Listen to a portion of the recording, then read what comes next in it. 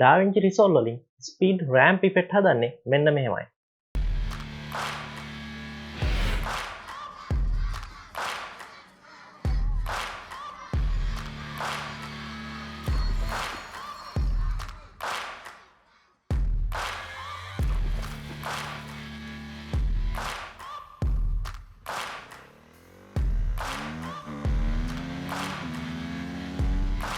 ඉතින් ඔයාලා travel videos, wedding videos, pre-shoot videos වගේ cinematic type එකට වැඩිපුර ටිකක් බර videos බලනවා නම් ඔයාලට මේ time ramping කියන effect එක නිතරම බලා ගන්න පුළුවන්. ඉතින් time ramping වලදී වෙන්නේ ඔයාලගේ වීඩියෝ එකට slow motion සහ fast forward කියන options දෙකම එකට add වෙන එක. උදාහරණයක් විදිහට කිව්වොත් ඔයාලගේ වීඩියෝ එකේ කොටසක් slow motion යන ගමන් ඉතුරු කොටස fast forward වෙන විදිහ effect එකක් තමයි time ramping කියන්නේ.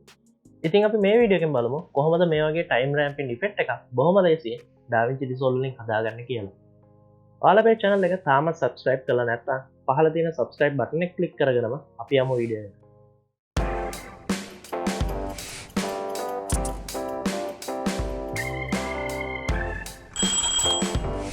සුපුරුදු විදිහට මම Davinci Resolve 18 මේ විදිහට open කරගෙන තියෙනවා. අපි බලමු අපේ වීඩියෝ clip එකක් මේ timeline එකට import කරලා කොහොමද time ramping කරගන්නේ කියලා.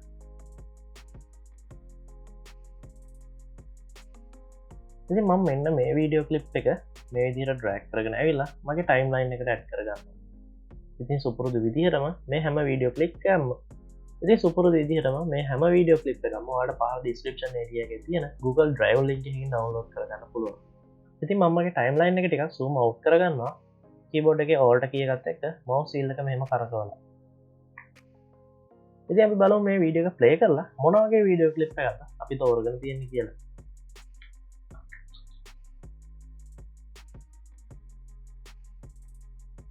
ඉතින් ඔයාලා දකින්න ඉතින් මේ වීඩියෝ ක්ලිප් එකේ තියෙන්නේ ඩෝනට් එකක් ඇතුලෙන් ගිහිල්ලා පිටිපස්සේ තියෙන ඩෝනට්ස් දෙක පේන විදිහේ වීඩියෝ එකක්.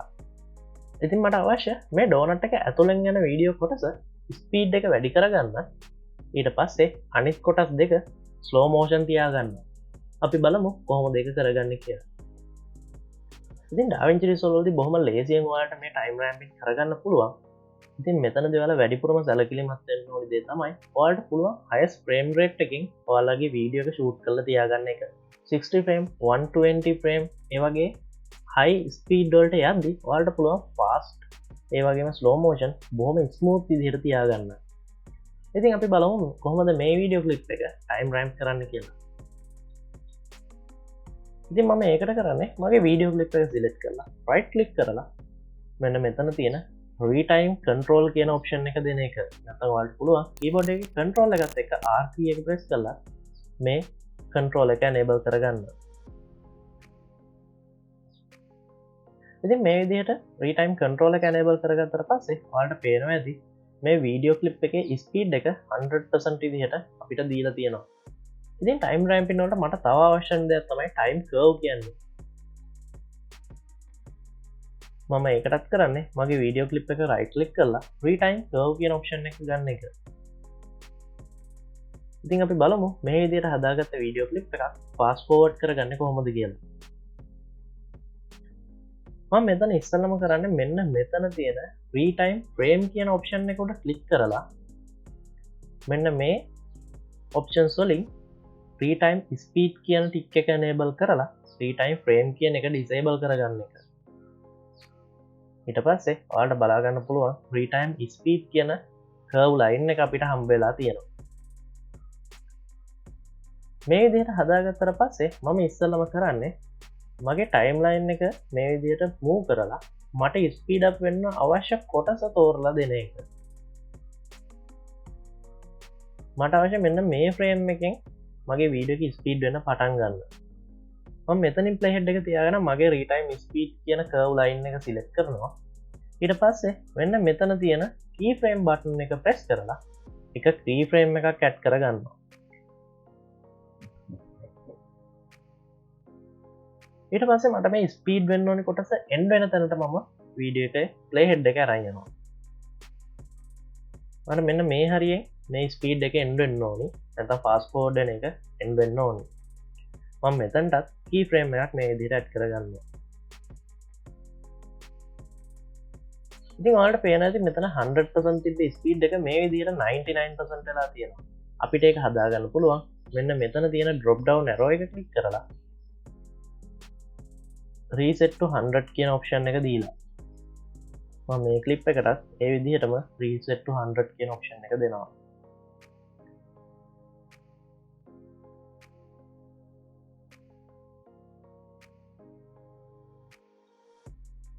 ඉතින් මේ විදිහට ක්ලිප් එක හදාගත්තට පස්සේ ඔයාලට බොහොම සරල දෙයක් තමයි කරගන්න තියෙන්නේ. ඉතින් අපි මේ key frame add කරපු area එක මැදින් මෙන්න මේ විදිහට drag කරගෙන උඩට ඇදලා අපිට පුළුවන් අපි තෝරලා දීපු කොටසේ ස්පීඩ් එක වැඩි කරගන්න. ඉතින් මේකෙම opposite එක විදිහට මේ කොටස යටට drag කරොත් ඔයාලට පුළුවන් slow motion effect එකක් හදාගන්න. මම මේ විදිහට 300කින් මගේ ස්පීඩ් එක වැඩි කරගන්නවා. ඉතින් අපි බලමු වීඩියෝ එක ප්ලේ කරලා මොන වගේද අපිට රිසල්ට් එක හම්බෙලා තියෙන්නේ කියලා.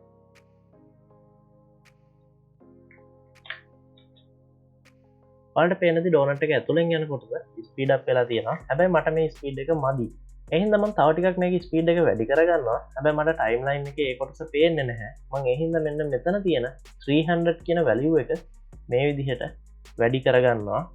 අපිට අපේ ටයිම් කර්ව් එක හොඳට පේන විදිහට. ඊට පස්සේ මම මේ විදිහට තව ටිකක් මේකේ ස්පීඩ් එක වැඩි කරගන්නවා.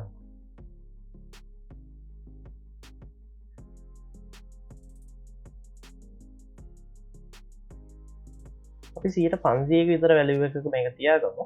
දැන් බලමු අපි ප්ලේ කරලා අපේ වීඩියෝ ක්ලිප් එකේ මොන විදිහටද ටයිම් රෑම්පින් වෙලා තියෙන්නේ කියලා. ඔයාලට පේන්නේ නැති ගොඩක් හොඳ ස්පීඩ් එකකින් අපේ වීඩියෝ ක්ලිප් එක ෆාස්ට් ෆෝවර්ඩ් වෙනවා. ඉතින් මට අවශ්‍යයි මේ ෆාස්ට් ෆෝවර්ඩ් වෙන කොටස ස්මූත් විදිහට ෆාස්ට් ෆෝවර්ඩ් කරගන්න. මම ඒකට කරන්නේ මගේ මෙන්න මේ ටයිම්ලයින් එකේ තියෙන key frame එකක් සිලෙක්ට් කරලා මෙන්න මෙතන තියෙන curve button එක උඩ එකපාරක් ක්ලික් කරන එක. ඊට පස්සේ මම අනිත් key frame එකක් සිලෙක්ට් කරලා ඒකටත් මේ curve type එක ඇඩ් කරගන්නවා.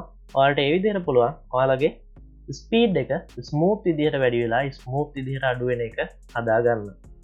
ඉතින් ඔයාලට මේ ස්මූත්නස් ගතිය මදි වගේ නම් ඔයාලට පුළුවන් මෙන්න මේ හැන්ඩල් වලින් drag කරලා මේ curve එක තව ටිකක් ස්මූත් කරගන්න. මම මෙන්න මේ විදිහේ bell shape එකකට මගේ velocity value එක හදාගන්නවා. ඉතින් අපි බලමු මේ වීඩියෝ එක ප්ලේ කරලා අපේ final effect එක මොන වගේද කියලා.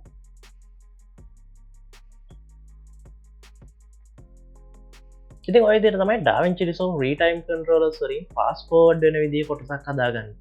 ඉතින් අපි බලමු ඊළඟට මේකේ opposite එක කොහොමද කරගන්නේ කියලා. එහෙම නැත්නම් slow motion කොටසක් කොහොමද හදාගන්නේ කියලා.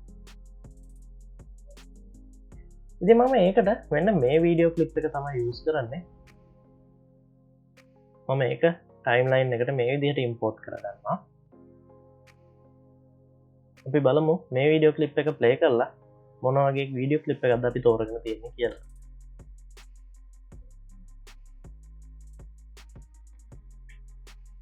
ඉතින් ඔයාලට පේනද ස්විමින් pool එකකට ජම්ප් එකක් දාන වීඩියෝ ක්ලිප් එකක් තමයි අපි තෝරගෙන තියෙන්නේ. ඉතින් මට අවශ්‍ය වෙන මේ පර්සන් ජම්ප් එක ගනිද්දි උඩ ඉන්න වෙලාව ස්ලෝ මෝෂන් කරගන්න. මෙන්න මෙතන ඉඳන් මෙන්න මේ හරියට වෙනකන් මෙයාගේ ජම්ප් එක ස්ලෝ මෝෂන් කරගන්න තමයි මට අවශ්‍ය වෙන්නේ. ඉතින් අපි කලින් වගේමයි මේ දේත් කරගන්නේ. මම මගේ ක්ලිප් එක සිලෙක්ට් කරලා Ctrl R press කරලා retime control option එක enable කරගන්නවා. ඊට පස්සේ ක්ලිප් එක right click කරලා retime curve enable කරගන්නවා. ඊට පස්සේ retime frame කියන option එකෙන් retime speed වලට change වෙනවා. retime frame එක disable කරගන්නවා. ඊට පස්සේ මට අවශ්‍ය වෙන විදිහට key frame මම මේ ක්ලිප් එකට add කරගන්නවා. මගේ velocity curve එක select කරලා මෙන්න මේ විදිහට එක key frame එකක් දාගන්නවා. ඊට පස්සේ slow motion එක start වෙන්න ඕනි කොටසට මම ගිහිල්ලා මෙන්න මේ විදිහට තව key frame එකක් add කරගන්නවා. ඉතින් මේ 99% ස්පීඩ් එක මම රීසෙට් කරගන්නවා. reset to 100 කියන option එකට ගිහිල්ලා මේ විදිහට හදාගත්තට පස්සේ ඔයාලට පුළුවන් ගොඩක් ලේසියෙන් slow motion effect එකක් create කරගන්න. මෙන්න මේ විදිහට කලින් වගේම retime speed එක පහළට drag කරලා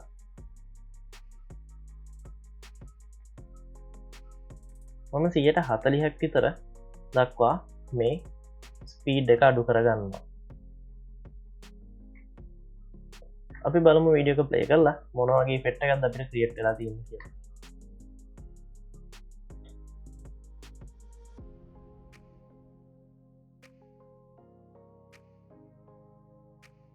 ඉතින් මේ විදිහට අපි ස්පීඩ් එක ස්ලෝ මෝෂන් කරගත්තට පස්සේ අපිට පුළුවන් කලින් වගේම මෙතන ස්ලෝ මෝෂන් ඉෆෙක්ට් එකේ ඉන්න එකයි අවුට් එකයි ස්මූත් කරගන්න key frame select කරලා මෙන්න මේ curve බටන් එක උඩ ක්ලික් කරලා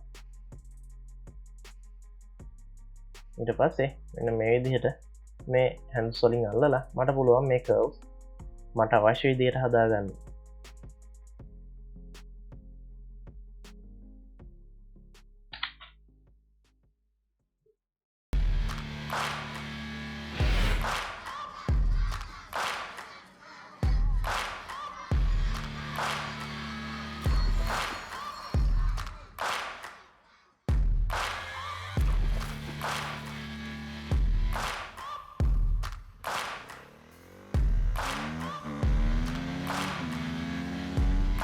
ඉතින් අද වීඩියෝ එකන ඔයාලා අලුත් දෙයක් ඉගෙන ගත්තා නම් අපේ channel එක අනිවාර්යෙන් subscribe කරන්න. ඒ වගේම bell icon එකත් click කරන්න. ඔයාලට අපේ notifications ඔයාලගේ ළඟටම ගෙන්න ගන්න ඕනේ නම්. ඒ වගේම අපිව social media වල follow කරන්නත් අමතක කරන්න එපා. ඉතින් මේ වගේම අලුත් දෙයකින් අපි ආයෙත් හම්බෙමු. ඔයාලට සුබ දවසක්.